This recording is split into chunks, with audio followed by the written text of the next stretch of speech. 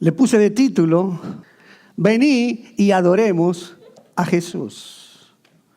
Vamos a leer la palabra de Dios en Mateo, capítulo 2, y vamos a leer hasta el versículo 12. Miren lo que dice allí el Señor hablando. Cuando Jesús nació en Belén de Judea, en días del rey Herodes, vinieron del oriente a Jerusalén unos magos, diciendo: ¿dónde está el rey de los judíos que ha nacido? Porque su estrella hemos visto en el oriente y venimos a adorarle. Oyendo esto, el rey Herodes se turbó y toda Jerusalén con él. Y convocados todos los principales sacerdotes y los escribas del pueblo, les preguntó: ¿dónde había de nacer el Cristo? Ellos dijeron: en Belén de Judea, porque así está escrito por el profeta. Y tú, Belén, de la tierra de Judá, no eres la más pequeña entre los príncipes de Judá, porque de ti saldrá un guiador que apacentará a mi pueblo Israel. Entonces Herodes, llamando en secreto a los magos, indagó de ellos diligentemente el tiempo de la aparición de la estrella. Y enviándolos a Belén, dijo: id allá y averiguad con diligencia acerca del niño. Y cuando le halléis, hacedmelo saber, para que yo también vaya y le adore. Ellos, habiendo oído al rey, se fueron. Y he aquí la estrella que habían visto en el oriente, iban delante de ellos, hasta que llegando se detuvo sobre donde estaba el niño.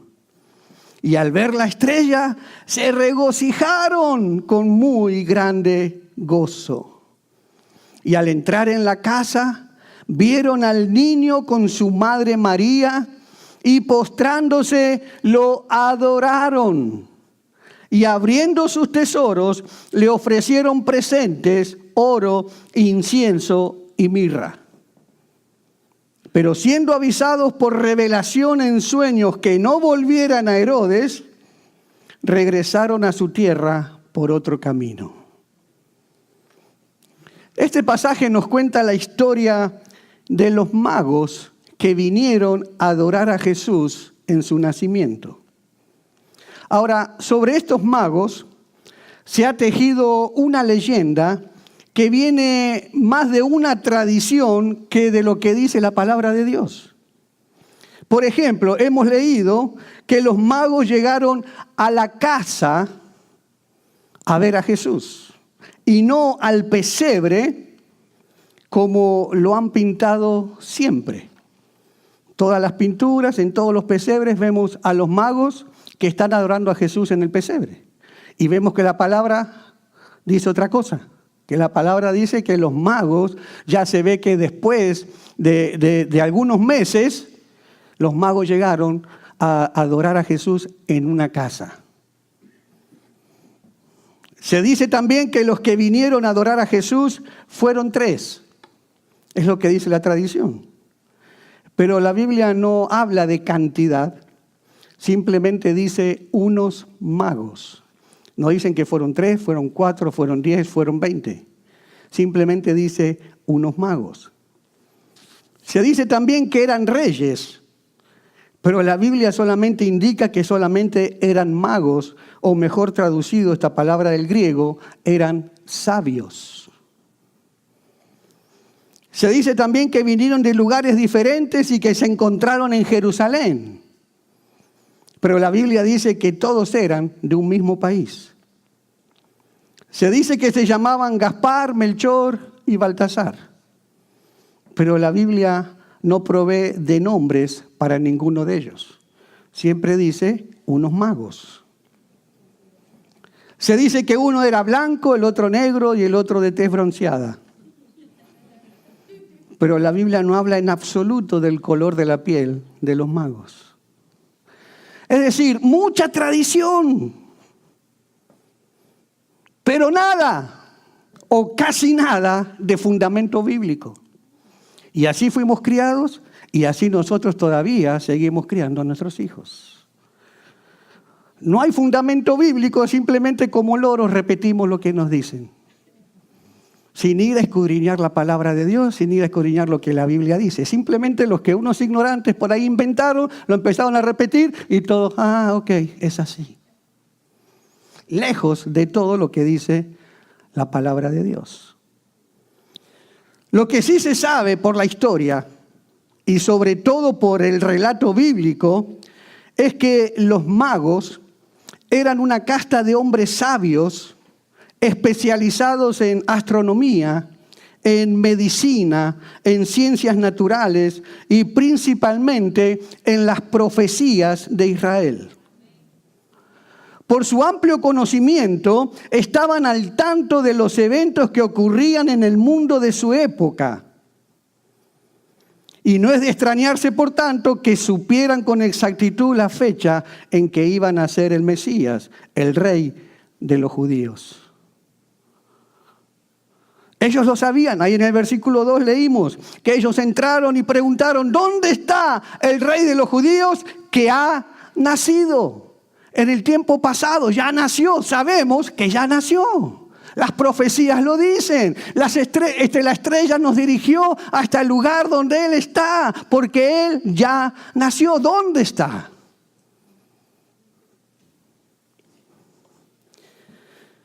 Estos magos vivían en tierras lejanas de la antigua Babilonia.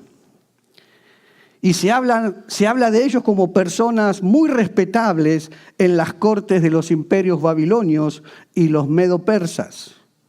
Porque en estos imperios justamente fue donde los magos tomaron contacto con la profecía bíblica.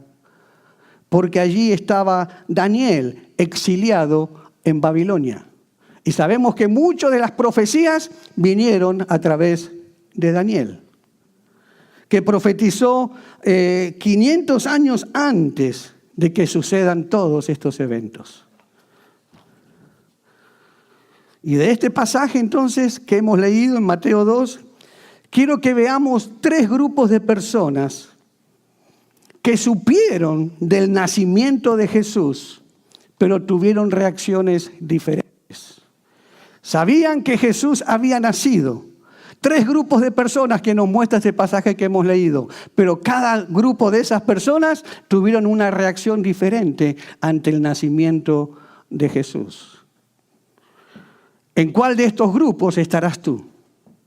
¿Cuál es tu reacción ante saber que el Salvador Jesús ha nacido? El primer grupo que vemos allí los podemos denominar los indiferentes. Los que no les importó, los que no le pusieron cuidado. Si Jesús nació o no nació, no les interesó. Los indiferentes. Y allí leemos, oyendo esto, el rey Herodes se turbó y toda Jerusalén con él. Y convocados todos los principales sacerdotes y los escribas del pueblo, les preguntó, ¿dónde había de nacer el Cristo? Ellos le dijeron, en Belén de Judea.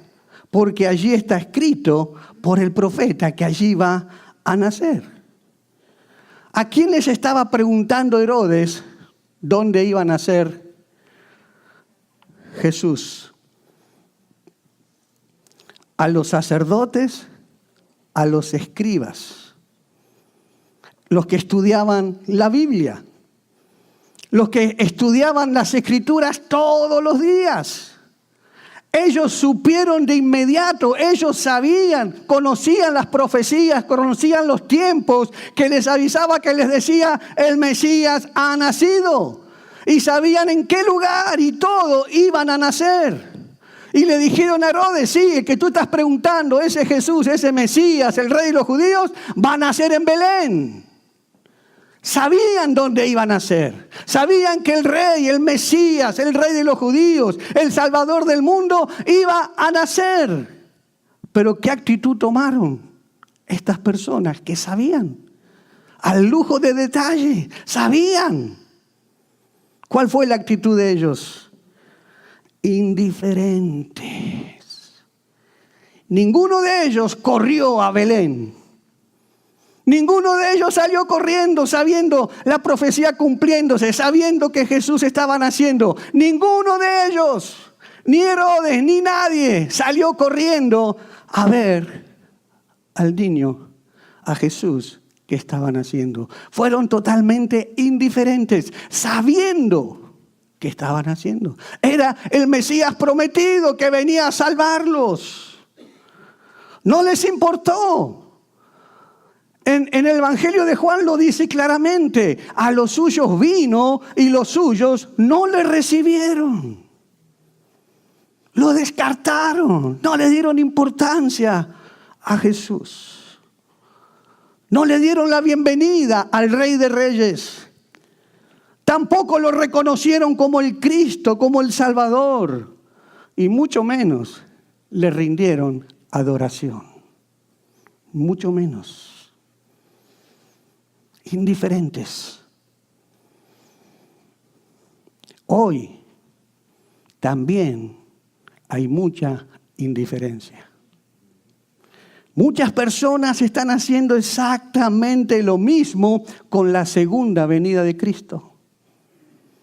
Indiferentes. Están escuchando por todos lados que Cristo viene otra vez.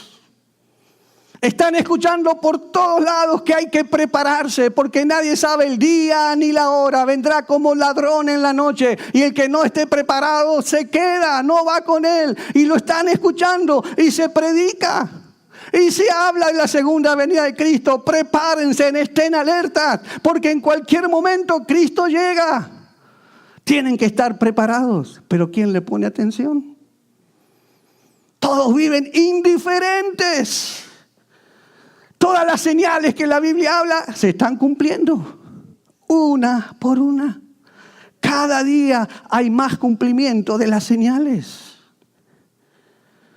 Lo mismo como los escribas, los fariseos, los sacerdotes de aquella época, hoy en día también la iglesia está indiferente. No le interesa, no le importa.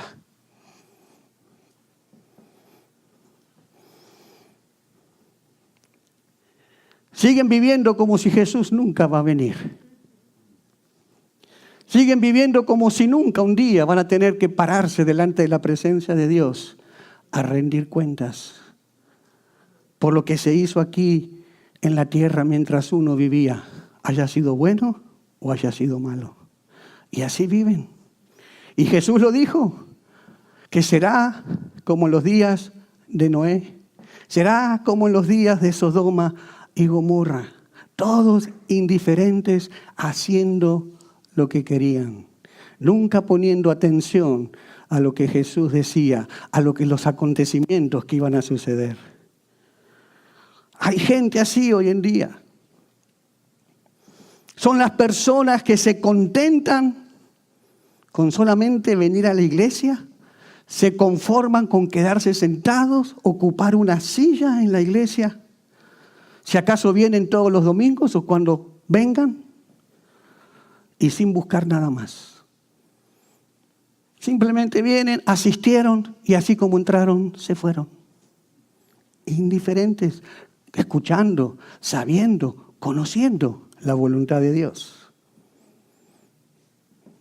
Son los que vienen a la iglesia como espectadores, así como yo los llamo. Espectadores. Porque vienen a ver qué es lo que se hizo en la iglesia. Si la alabanza cantó bien, si pidieron bien los diezmos, si los hermanos están bien vestidos, si las luces están bien. Vienen como espectadores, vienen a criticar, vienen a ver qué es lo que sucedió, a ver si me voy conforme con el show que me dieron, si me entretuvieron bien, si la pasé rico en ese servicio. Como espectadores, vienen a esperar que le den. No vienen como protagonistas. Qué diferente es el espectador al protagonista. Acabamos de ver una obra de teatro hermosa. Creo que todos los estamos aquí, creo que vinieron, la vieron. Algo espectacular. Pero yo no estaba como protagonista, yo estaba como espectador. Y yo estaba muy tranquilo, yo estaba para criticar, yo estaba para ver los movimientos, yo estaba para ver si pusieron bien las luces, si la música estuvo bien, estuvo mal, pero los que estaban aquí de protagonistas estaban temblando. Qué diferente que es esto. Cuando tú vienes como protagonista a la iglesia, cuando tú vienes a buscar de la presencia de Dios, tú te metes en la presencia de Dios y lo único que tú quieres es tener un encuentro con Él, lo demás no te interesa, tú vienes a protagonizar. Ni siquiera te tienen que decir, hermano, levante la mano y adore a Dios. Te sale de una porque tú viniste a ser protagonista en la presencia de Dios. Tú viniste a estar con Él. Tú viniste a honrarlo, tú viniste a adorarlo. Tú sabes lo que Él significa.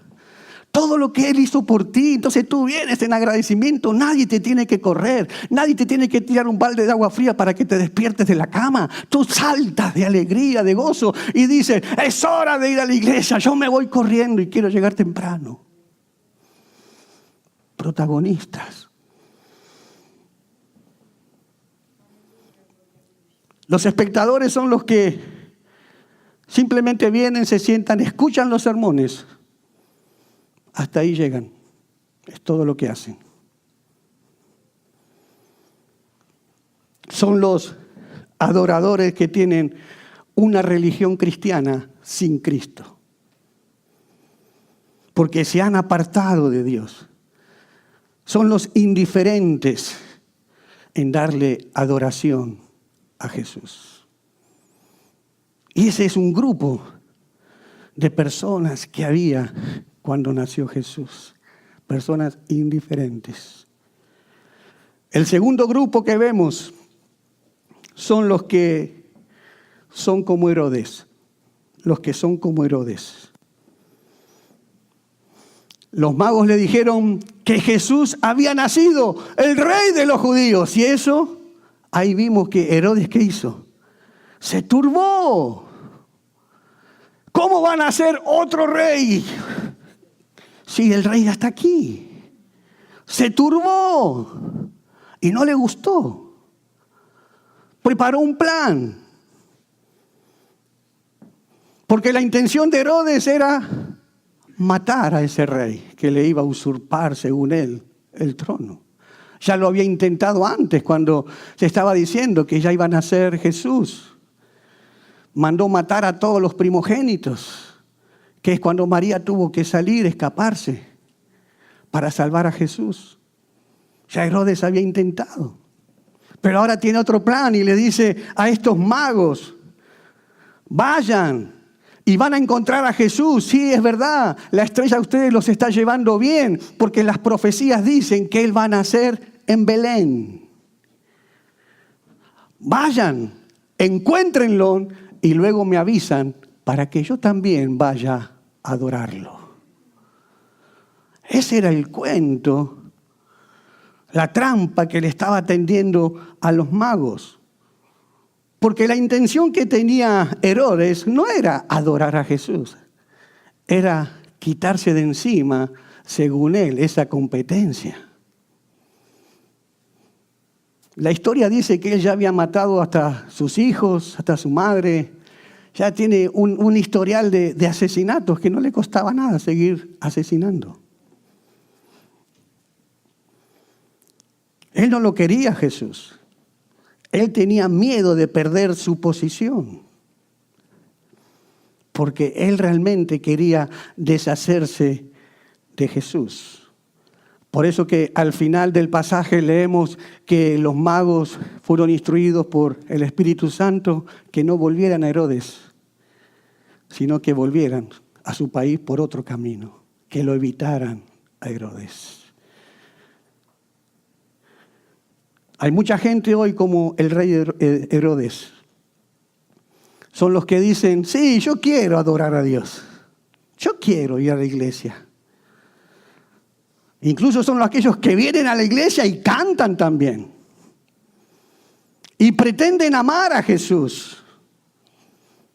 Pero estos que son como Herodes, son aquellos que tienen miedo, así como Herodes, de perder su reinado. Son también aquellos que tienen miedo de perder algo si van a adorar a Jesús. Son aquellos que tienen miedo de perder algo si realmente ponen primero a Jesús en sus vidas. Hay a muchos que no les conviene poner primero a Jesús en sus vidas, pero vienen a la iglesia y dicen, yo amo a Jesús.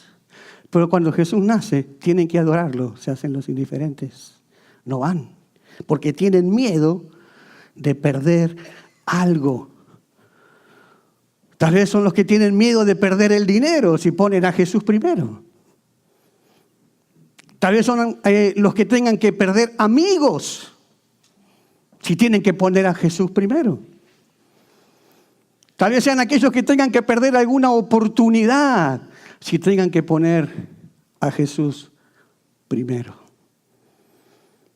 Son los que pretenden amar a Jesús, pero en realidad no lo aman. Porque Jesús no es el motivo de su adoración. Jesús no es el motivo de su adoración. Hay una canción que cantábamos que dice, Jesús es el motivo de mi adoración. Y la cantamos. Pero ¿será que vivimos? ¿Es Jesús el motivo de nuestra adoración? ¿O cuando se nos viene el conflicto de elegir entre el dinero, el día del trabajo, los amigos, la fiesta? Jesús, tú eres el motivo de mi adoración, pero yo me voy para el otro lado. Pero vengo a la iglesia, Señor, y yo te amo. Pero sigo estando del otro lado. Son como Herodes. El tercer grupo son como los sabios de Oriente, son como los magos. Ellos se presentaron y dijeron, Jesús ha nacido. Y lo más lindo de todo es que ellos dijeron, hemos venido a adorarlo. Hemos venido a adorar. ¿Ustedes pueden imaginarse a estos sabios? Porque estos sabios son los que están dispuestos a pagar cualquier precio de sacrificio con tal de honrar a Dios. Los que quieren adorar a Dios de verdad son los que pagan el precio de cualquier sacrificio por venir a adorar a Dios. Fíjense en estos, llegaron a Jerusalén y no venían de la otra cuadra. Dice que venían del oriente. Venían de tierras lejanas, de Babilonia, que hoy sería Irak, por ahí, a Jerusalén, a Belén. Venían a adorar a Jesús desde muy lejos. No fue una distancia corta. Para poder hacerlo tenían que requerir una decisión, un sacrificio para poder llegar donde estaba Jesús. Y ellos estuvieron dispuestos a pagar el precio para llegar a adorar de verdad al niño Jesús. Estuvieron dispuestos a pagar el precio. Fíjense, en ellos dejaron sus hogares. Seguramente se despidieron de su esposa, de sus hijos. Montaron sus camellos y partieron hacia el occidente desde Babilonia. Ellos viajaron por el desierto cerca de 600 millas, soportando calor y frío. Ellos se arriesgaron a que les robaran. Ellos viajaron semanas por la parte norte del desierto, cruzando el río Jordán hasta llegar a Jerusalén, siguiendo la estrella que los estaba guiando. Ellos dejaron toda su comodidad, se sacrificaron para adorar a Jesús. La verdadera adoración, iglesia, cuesta. La Biblia dice, rindan sacrificios de alabanzas a Dios. Sacrificios de labio que pronuncien su nombre. La verdadera adoración cuesta. Pero ¿sabes qué? Cuando tú llegas a comprender lo que Jesús vale, Cuando tú llegas a comprender quién es Él, tú vas a estar dispuesto a pagar el precio. Lo vas a pagar cuando tú lo conoces y sabes quién es Él. Y lo vas a adorar. Un hombre dice que encontró un tesoro escondido en un campo. Dice que regresó corriendo a la casa para vender todo lo que tenía a fin de comprar el campo con el solo fin de quedarse con el tesoro. Un campo donde había un tesoro. Descubrió que en ese campo había un tesoro y dijo, voy a vender todo, voy a sacrificar todo para comprar ese campo donde está ese tesoro. Y Jesús mismo dice, ese tesoro soy yo, ese tesoro es Jesús. Jesús es el tesoro que está escondido, que tú puedes encontrar. ¿Qué harás? Porque quizás te cueste mucho. Tal vez te cueste todo lo que tienes. Pero si tú entiendes lo que vale tener a Jesús, si tú entiendes lo que significa lo que Jesús hizo por ti, seguro que te va a parecer muy poco el precio. Yo te pregunto, ¿estás dispuesto a pagar el precio para adorar a Jesús de verdad en esta Navidad? ¿Estás dispuesto a pagarlo? Sea el precio que sea. ¿Qué tendrás que sacrificar para enfocarte solamente en Él? Porque Navidad no es fiestas, no es rumba, no es pachanga. Navidad no es sentarse en la mesa a comer y beber, y tomar tragos. Eso no es Navidad. ¿Qué tendrás que sacrificar para poder enfocarte en Él en esta Navidad? Tal vez estés invitado a una fiesta de Navidad con gente no cristiana. ¿Qué vas a sacrificar? ¿Cómo te vas a comportar? ¿Qué van a ver los de esa fiesta? ¿Cómo tú amas o no amas a Jesús? ¿Adoras o no adoras a Jesús? ¿Sabrán ellos que tú vienes a la iglesia y que eres cristiano? ¿O te comportarás de la misma manera que ellos? Tómate una cerveza, tómate un whisky, tómate esto, vamos a bailar, vamos a pachanguear, hagamos aquí. ¿Y esa va a ser tu Navidad? ¿Qué tendrás que sacrificar? ¿Qué tendrás que perder para enfocarte en lo que realmente es la Navidad? Jesús. David decía, no le daré nada a Dios que no me cueste. La alabanza, el adorar a Dios, tiene un precio. Cuesta, pero vale la pena.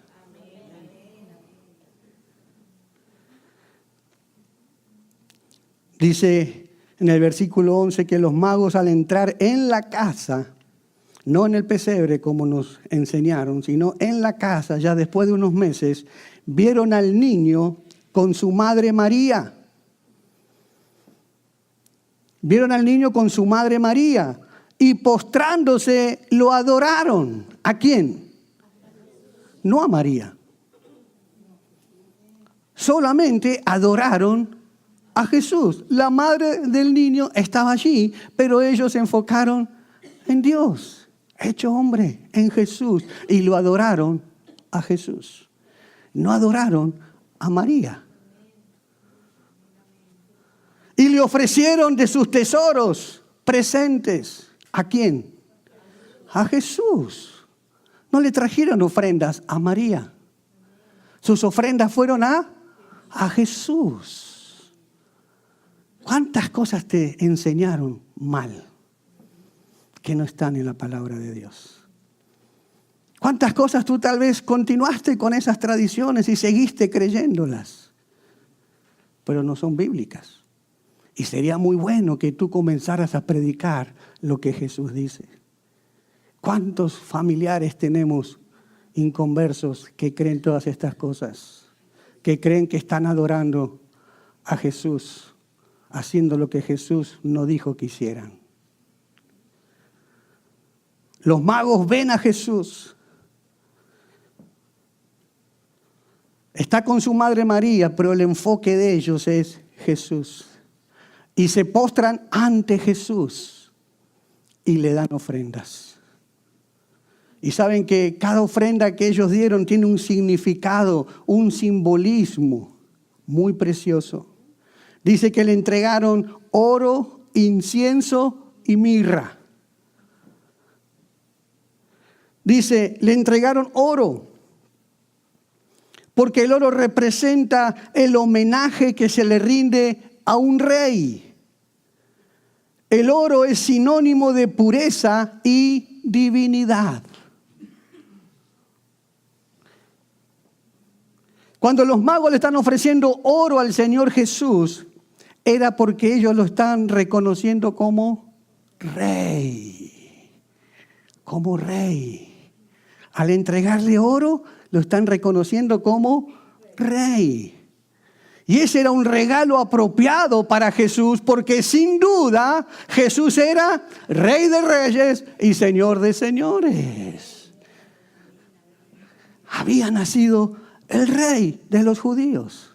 Cuando Pilato se enfrenta con Jesús, cuando lo iban a crucificar, le dicen, tú eres el Rey de los judíos. Jesús le dijo, tú lo has dicho. Era un rey. El oro, la ofrenda de oro, porque estaban reconociendo que Jesús era un rey. El segundo regalo que le trajeron es el incienso, que es una resina aromática que al quemarse produce un olor especial. Y el incienso se usa como una expresión de alabanza y adoración. Es el regalo perfecto ¿para quién? Para uno que se considera Dios.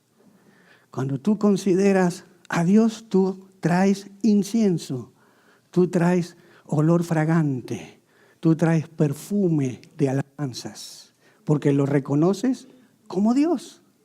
El único que es digno de ser alabado, de ser adorado, de ser honrado. Entonces tú traes incienso. Jesús, ese niño que estaba ahí, era Dios. Era Dios que se hizo hombre. Se hizo carne, dice la Biblia. El Verbo era Dios. Y el Verbo se hizo carne. Dios, niño perfectamente Dios, perfectamente hombre. 100% Dios, 100% hombre. 100% divino, 100% humano. Incienso. Estaban confesando cuando le daban incienso que este niño era Dios hecho hombre. Era Dios encarnado, era Dios hecho humano. El tercer regalo dice que es la mirra.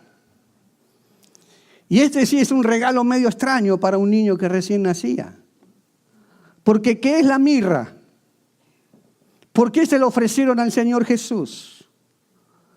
Porque la mirra es otra resina aromática que se usa en medicina, sobre todo para embalsamar cadáveres.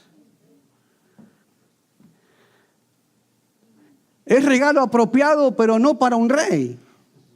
Es un regalo apropiado, pero no para Dios, sino es un regalo para un cadáver. ¿Por qué entonces estos magos se lo estaban ofreciendo a Jesús? Porque ellos sabían que Él era Dios hecho hombre. Era rey de los judíos y del universo, y que vino al mundo para cumplir una misión. Vino al mundo para cumplir una misión grandiosa. ¿Y cuál era esa misión? Morir en la cruz para convertirse en el Salvador de todos los seres humanos. Este es el regalo más impresionante de los tres, la mirra. Porque este regalo proclama un mensaje. Y escuche bien cuál es el mensaje. Cristo nació en Belén, pero nació para morir en el Calvario. Cristo nació para morir en el Calvario.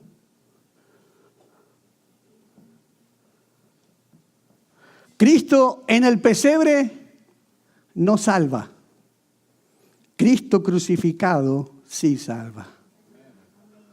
Repita conmigo, Cristo en el pesebre no salva. Cristo tuvo que morir en la cruz para que podamos tener salvación.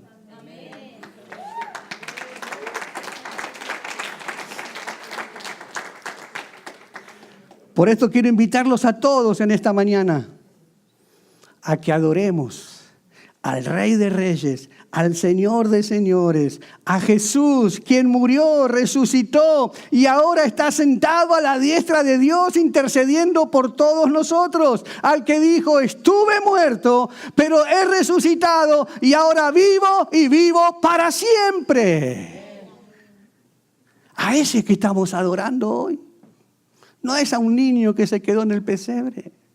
Estamos adorando al Dios de los cielos, al que murió y resucitó y está vivo y vivo para siempre.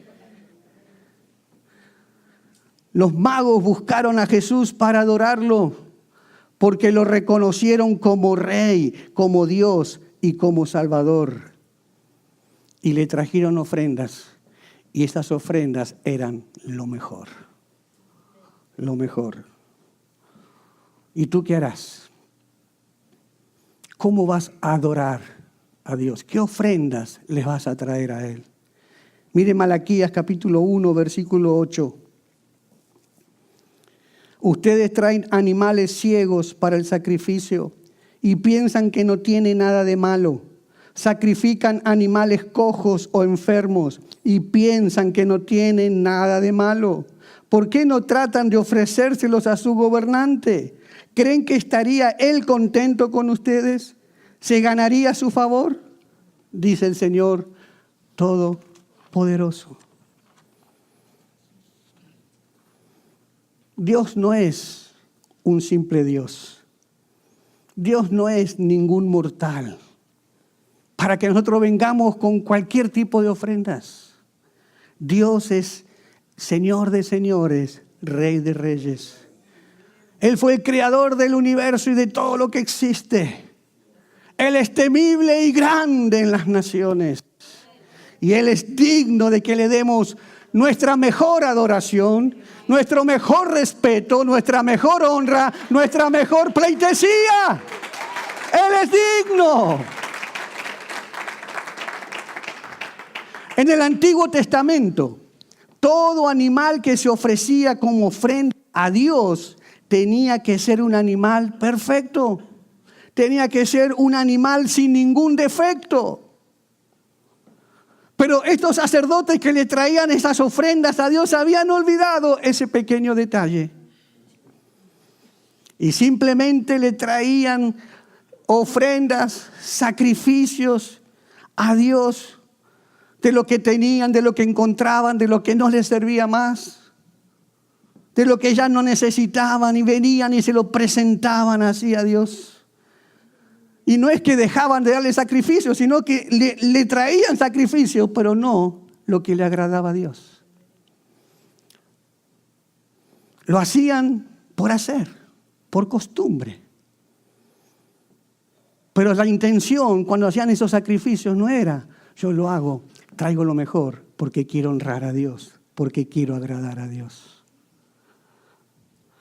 Muchas veces nosotros también caemos en esa misma monotonía de hacer las cosas para Dios simplemente por hacerlas.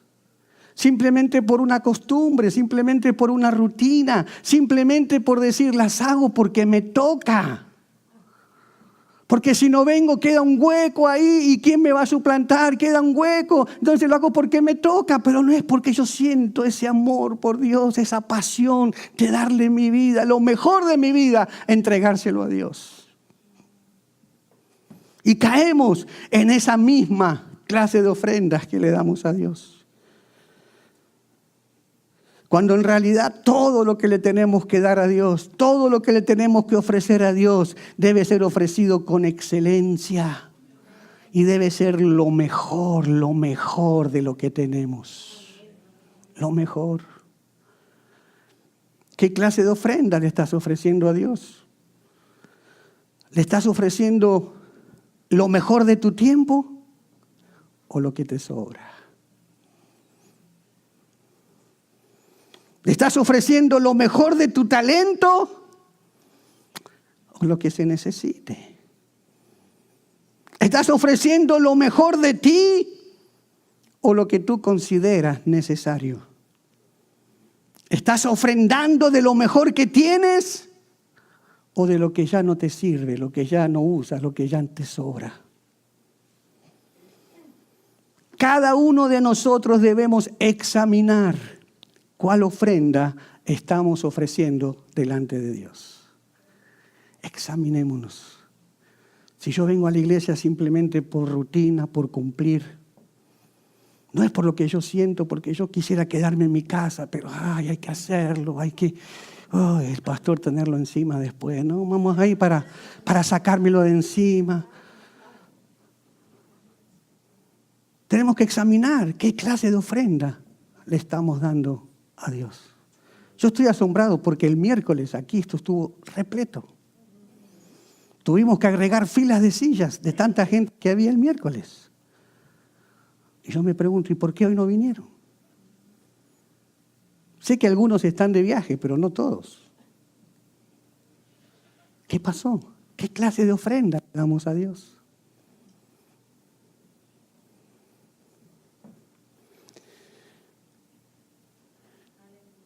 Las ofrendas verdaderas, las ofrendas que a Dios le agrada, nuestra adoración verdadera que Dios acepta, es cuando primero estás en paz con tu hermano. Cuando tú adoras a Dios estando en paz con tu hermano, Dios recibe esa adoración. Pero si tú vienes y adoras a Dios en resentimiento, en amargura, en enemistad, en pelea con tu hermano, Dios no lo acepta. Mira lo que dice Mateo capítulo 5, versículo 23, 24. Por lo tanto, si estás presentando tu ofrenda en el altar y allí recuerdas que tu hermano tiene algo contra ti, deja tu ofrenda allí delante del altar. Está diciendo, no me la des todavía, porque si me la das así no te la voy a aceptar. Está diciendo, si tú sabes que hay alguien que tiene algo contra ti, que estás en enemistad con esa persona, no traigas la ofrenda, deja tu ofrenda ahí. Y ve primero, reconcíliate con tu hermano y luego vuelve y presenta tu ofrenda. Ahí cuando Dios se agrada, ahí es cuando Dios va a recibir tu ofrenda. Porque Dios no bendice donde no hay unidad, donde no hay armonía. ¿Qué dice el Salmo 133? Qué bueno es que los hermanos estén juntos y en armonía. ¿Por qué? Porque allí envía Dios ¿qué? Bendición y vida eterna. Allí. Una familia dividida contra sí misma no puede permanecer en pie. La falta de perdón produce una adoración que Dios no acepta. Y justamente la obra de teatro que vimos el miércoles, ese era el tema, una Navidad distinta. Si estuviste toda la vida, todo el año, peleando con algún familiar, peleando con algún hijo, con algún padre, con alguna persona, y estás resentido y hay odio en tu corazón y están separados por años y no se hablan, esta Navidad tiene que ser una Navidad distinta. Esta Navidad tienes que perdonar. Tienes que reconciliarte con tu hermano. Tienes que ir y pedir perdón o perdonar. Restablecer nuevamente esa amistad. porque entonces todo lo que tú le des a Dios, Dios lo va a aceptar. Por eso si hay alguien que tú sabes que tiene algo contra ti, deja tu ofrenda hasta que te reconcilies y luego presenta tu ofrenda. Y cuando la presentas, la bendición de Dios cae sobre tu vida.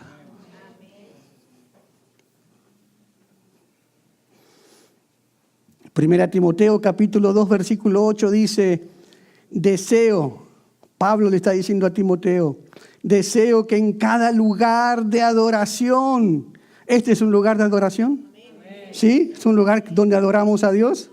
Mire cuál es el deseo que Pablo dice a Timoteo. Deseo que en cada lugar de adoración los hombres oren con manos santas, levantadas a Dios y libres del enojo y la controversia. Esa es la voluntad de Dios. Esa es la ofrenda que Dios quiere. No más indiferencia.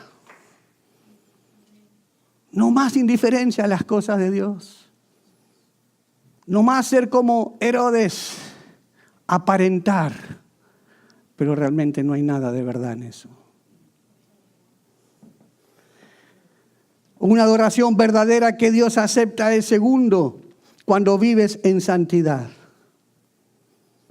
Hebreos 12:14 dice, busquen la paz con todos y la santidad. ¿Qué hay que hacer con la santidad? Buscarla. Hay que buscarla. Automáticamente no viene. Tú te haces santo cuando sos justificado, cuando le entregas tu vida a Cristo. Dios te santifica, pero tú tienes que buscar la santidad caminando en la voluntad de Dios.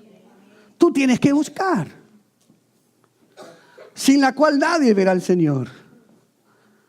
Y ser santo, buscar santidad, es vivir lejos del pecado. Es morir al pecado. Es morir al mundo. Es morir a la carne. Y es vivir en el Espíritu. Y eso es vivir en santidad. Ser santo es vivir separado del pecado y de las cosas del mundo. Por eso Proverbios 28:13 dice, el que oculta su pecado no prospera. El que lo oculta, el que no lo reconoce, el que no lo admite, el que no se hace responsable de su pecado, dice la Biblia, no prosperará. Pero el que lo confiesa y se aparta, alcanza misericordia. Alcanza misericordia. ¿Cuántos quieren una Navidad diferente este año? Una Navidad llena de la gloria de Dios, como nunca antes en tu vida. Si tú eres como los magos que de verdad vinieron, se sacrificaron, pagaron el precio para adorar a Dios.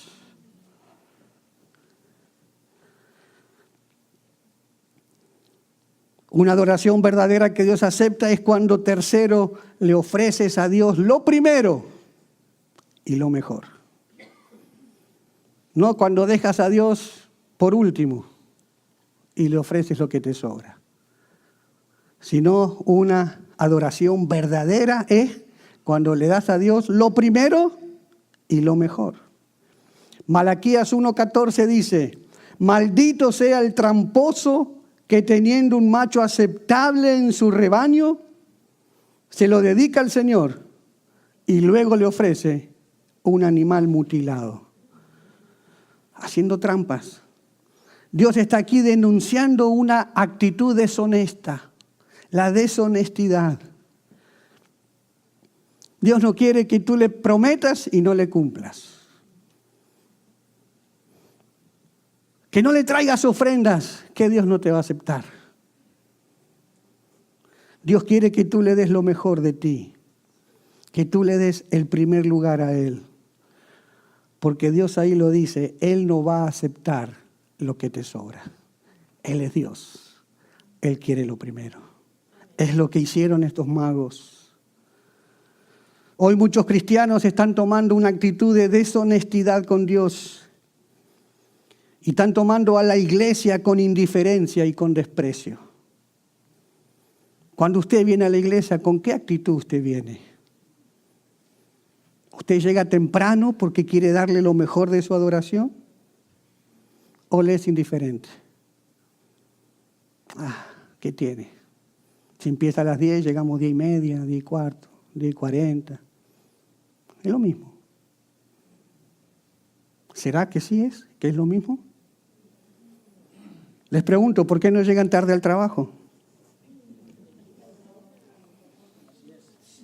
¿Le dan lo mejor al trabajo y lo peor a Dios? ¿Madrugan tempranísimo para ir a trabajar y se quedan durmiendo para darle a Dios? Dios quiere lo mejor. Dios quiere ser primero en tu vida. Dios quiere ser primero en todo lo que tú hagas. ¿Quieres una Navidad diferente? ¿Quieres tener una adoración de verdad? Esto es lo que los magos nos han enseñado. Dios quiere que lo adoremos no solo de palabras, iglesia. No más palabras. El Señor dice, mi pueblo me adora de labios hacia afuera, pero el corazón está lejos de mí. Está lejos de mí. No solo de palabras, no solo por cumplir, no solo por venir, no solo porque es una costumbre, porque toca hacerlo. Es por el amor a Jesús. Cuando tú entiendes lo que significa Jesús, tú lo vas a dar todo y lo vas a dar con amor, con gusto, con alegría, con gozo. Como estos magos que cuando la estrella se les paró y les dijo, ahí está el que nació, ¿qué hicieron ellos? Se alegraron, se llenaron de regocijo, de alegría, de gozo, porque lo habían encontrado al que querían adorar. Que en esta Navidad tú puedas estar en paz con todas las personas. Que puedas vivir una vida de santidad, que marques las diferencias allá afuera con el mundo, como celebran las Navidades. Si te toca estar con familiares inconversos, sé luz, aunque te digan lo que te digan. Ah, que te convertiste en un aleluya. Ah, que ahora vas a la iglesia. Que se te burlen. Los que están mal son ellos, no tú. Tú estás agradando a Dios. Y Dios te va a honrar por agradarlo a Él. Vive en santidad. Vive dándole a Dios lo primero y lo mejor de ti, lo mejor de ti. Dáselo a Dios. No se lo entregues tal vez a un trabajo que después es muy desagradecido. Muy desagradecido. En cualquier momento te puede dar una patada ese trabajo y nunca más acordarse de vos. Dale a aquel que es fiel, a aquel que nunca te va a fallar, a aquel que te va a bendecir. Dale lo mejor a Él. Dale lo mejor. Los sabios de Oriente buscan a Jesús para adorarlo, mientras que los necios del mundo lo ignoran y lo aborrecen. ¿Eres un sabio o eres un necio? Estos sabios dijeron específicamente, lo creyeron en su corazón y dijeron, hemos venido a adorar a Dios. Hemos venido a adorar a Dios. Que esa sea tu actitud cada vez que vengas a la iglesia.